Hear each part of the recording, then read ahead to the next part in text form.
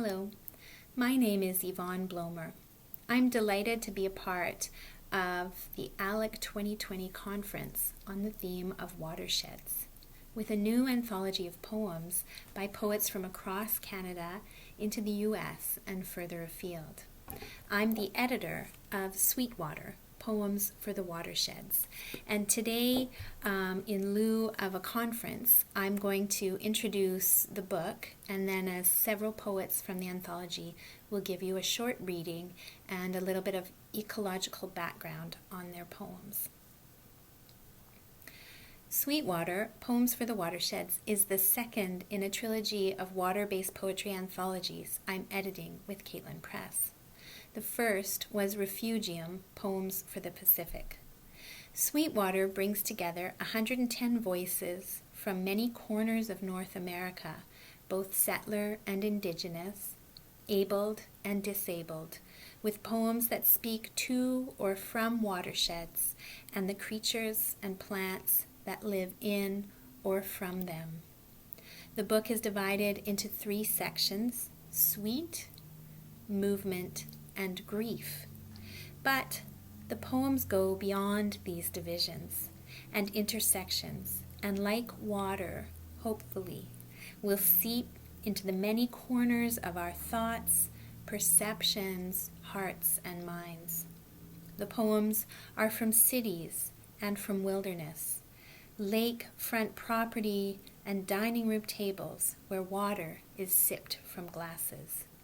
They are sometimes feminist and nearly always ecologically focused. Sometimes they use humor, and sometimes grief and heartbreak, passion and fatigue in their fight and their awareness, or their poets' fight and awareness of water. So I'm going to now read a little bit of my introduction, which is titled Driving Through City, Forest, Watershed. Early October. I take a ferry from Victoria to Tsawwassen and drive east from the Pacific Ocean to the Fraser River, through the Fraser Valley, along the Chilliwack River to the Skagit River, and on through rolling hills to Vernon. The highway follows the rivers and their industries, boat building, logging, fishing, through small towns and growing cities. I notice trees felled and trees growing up from the banks of the rivers and lakes, some dying, some dead, some burnt in recent fires, while others stand majestic on the cusp of autumn. A truck passes with a massive section of pipe, and I wonder if it will be for water or for the unwanted pipeline, as I do not have the knowledge to discern pipes.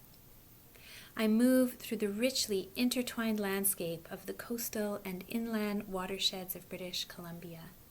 Later, as I drive north through Lillooet, snow comes down the mountain and lightly blankets bright red and auburn trees in a patch above a river. Overcome by the beauty of it, I burst into tears. Here I am on a road solely for humans, cutting through the landscape of the wild earth in my carbon-emitting car. I want this road so I can coast through such spaces and lay my eyes on each nook and cranny, stand at the river, breathe autumn's offering, put my hand in the water, drink from it. But I want the road gone so that these spaces can exist plastic and toxin-free, with only the bear's droppings, the deer's footprint. I see a plastic bag caught on a rock, and I do not flinch. I keep my eyes to the road, rumble of my new snow tires, and my alertness keeping me on this damnable, glorious road. Simon Weil writes in Gravity and Grace, the poet produces the beautiful by fixing attention on something real. This close attention and the resulting poems in Sweetwater reminds us of our connection to water and our complicated dependence on it. We are reminded, too, of the profound grief we feel for our part in damaging the natural ecosystems of the planet. Here the poets say, listen, and now is the time for listening, for deeply contemplating the planet, her watersheds, and the creatures who rely on them. It is a time for profound change. And I'm going to end, before you meet the poets, with a small part of Philip Kevin Paul's introduction titled The Body of Water and Its Spirit. Kevin is from the Wasanich Nation, and I live on the Wasanich people's territory in Saanich, BC, on the southern part of Vancouver Island, also known as Victoria. Kevin writes, remember, water is a living thing to Wasanich people, and it has a spirit, and with its particular spiritedness, because it has its own shape, the spirit of water might lie with you in your sleep because you have visited it that day. It wants you to understand that your desires are more fluid than we are often willing to accept. Our dreams that night, when the spirit of water is with us, are of acceptance, despite how we understand beauty and honor, and we are touched for a time and held in the shape that we might truly accept for once ourselves. Please enjoy listening to the poets. Thank you.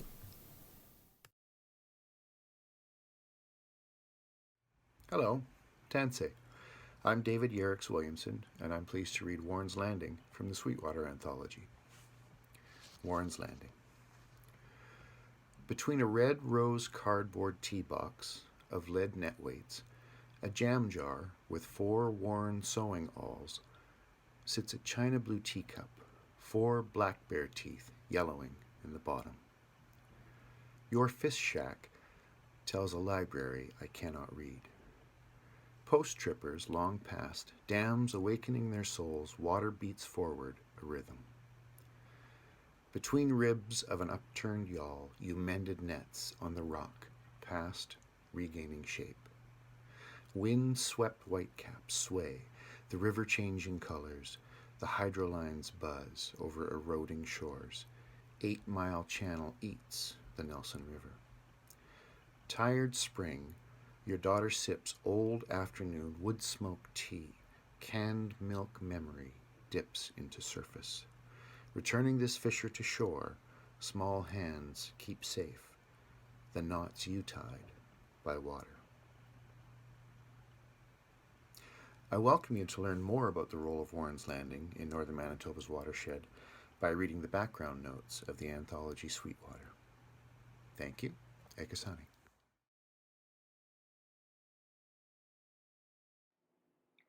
I come from Treaty 4 territory, which was signed by the Swampy Cree and the Salto. Where I live in the prairies, we have a slough and aspen mix. Very little original grasslands remain. We have a semi-arid climate with flash floods, but more often drought recently in southern Saskatchewan. When I wrote this poem, I had heard an interview on CBC with a researcher who found the Savannah sparrow seemed to adapt its mating song, singing higher notes to be overheard over the loud construction machinery. So here's the poem. Bypass Project. In the truck's industrial roar, the Savannah sparrow changes gears, his mating call needing to be heard above the ruckus. A piping trill that soars, low notes that pour under the mammoth drone, parked in a thistle and alfalfa field, raw earth wounds dug out, where the foxtails and wild oats and daisy previously swayed in a slight wind, and a mate amidst a buffet of seeds waits.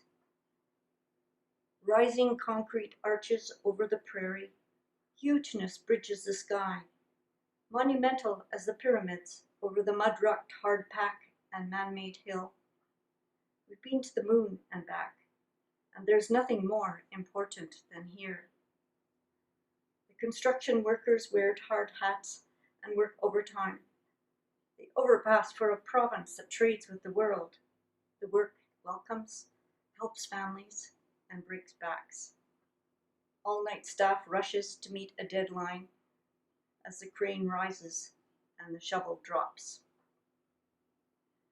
The what when the small brown bird pines without an audible mate. The what when the sun scorches the back of the land, brown as a burnt loaf already. The what when the sun, like any old star, burns up, a handful of stardust, the heart inside fresh raindrops in the artificial dark, where new life will crop up.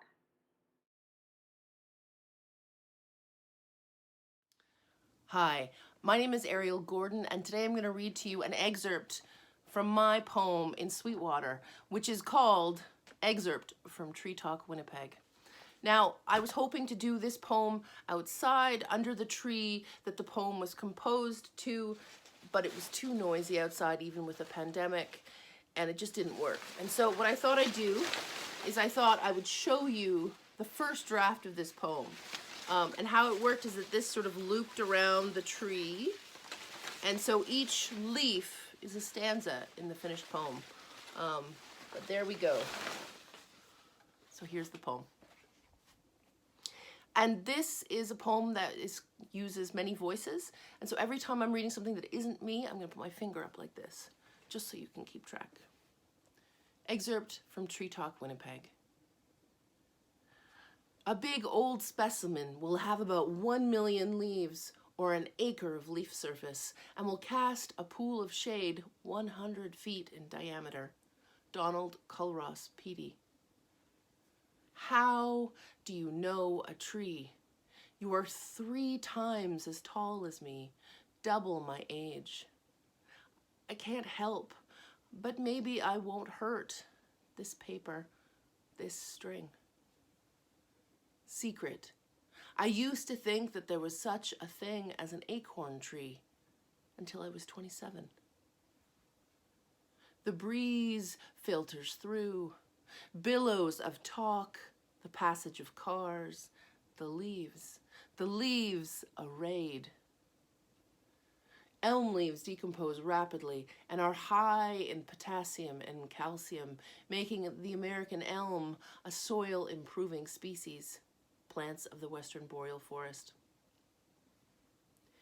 His shirt open, a scar stands out on his belly, showing the trajectory of a blade as he bends to write.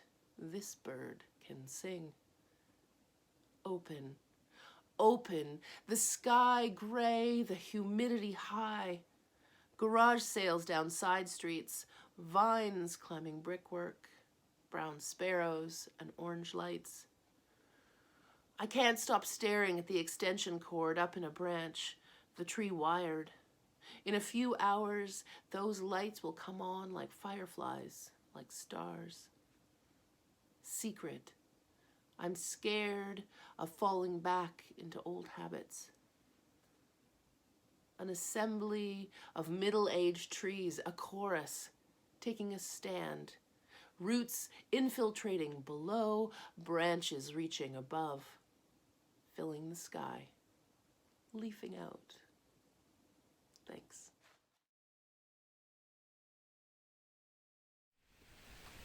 Hi, my name is Kellie Shepherd from Edmonton, Alberta. I'm going to be reading, this poem is One Pillar from the Sweetwater anthology. It begins with an epigraph from Harold Renish. The goddess has squeezed herself into her magpie suit. Although it enjoys high sunshine hours, Edmonton's weather is often changeable. The trees with their interlocking fingers form an archway over the road, and the bus drives under the trees, which are clouds. Trees without leaves or blossoms are still clouds. They resemble clouds, reach with their dry hands for clouds, drink from clouds, exhale clouds. Clouds are canvases for sunsets and sunrises, front covers of star maps, water vapor cartographies of impossible colors. Cathedrals have pillars, which are trees, that hold up cloud-shaped domes of sky. People go inside to worship, or cry, or pray. In other words, to imagine. They are outside, under clouds. Next to me on the bus, her hand with faded tattoos, the moon and stars. Thank you.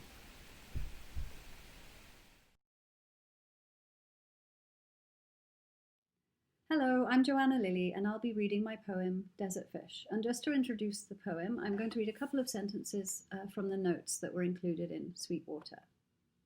This poem is about the Tecopa pupfish, a tiny creature who lived in two particular hot springs of the Amargosa River in Death Valley, California, and nowhere else. As the hot springs became increasingly popular with humans, the pools were enlarged and the water flowing from them diverted. As a result, the water became too hot for the pupfish to survive, and by 1970 or so, the species was extinct. And here's the poem. Water warms as it mingles, as it gushes, heats the cyan pupfish, eating hot blue-green algae, teething mosquito larvae. The Amargosa River hot springs, enlarged, diverted, merged, submerge the salt rush, needle rush, unplanting pickleweed, parching pluvial pools, until wedges of striped olive-brown fish float, swelling to rot, dying for another species' bathhouse wallow, with parking on Noonday Street, pubic hair coiled in foot-churned mud, hot bare shoulders powdered in sunset, as the moon rolls across Death Valley, smack into the decay of Vegas. Thank you very much.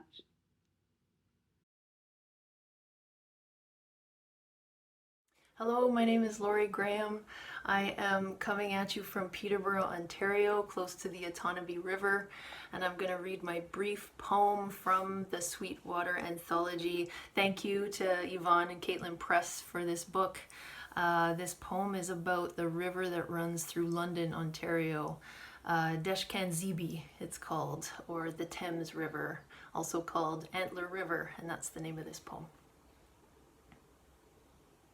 Pigeon waltzing the trail on one foot and one little nub. Mallards and their escaped domestic kin and the bright rasping horns of Canada geese in false spring in glacier turquoise water. Hundreds and hundreds of sharps sinking into the banks. Nests of clothes, tents, tarps, broken trees held down the banks with chainsaws. Water rainbow slicked. The salt spackled ground. The farmed transplants, the white breadcrumbs. Up the bank, courthouse, hockey arena, brutalist government tower, city museum, wind. Down here, the fork in the river, the sacred.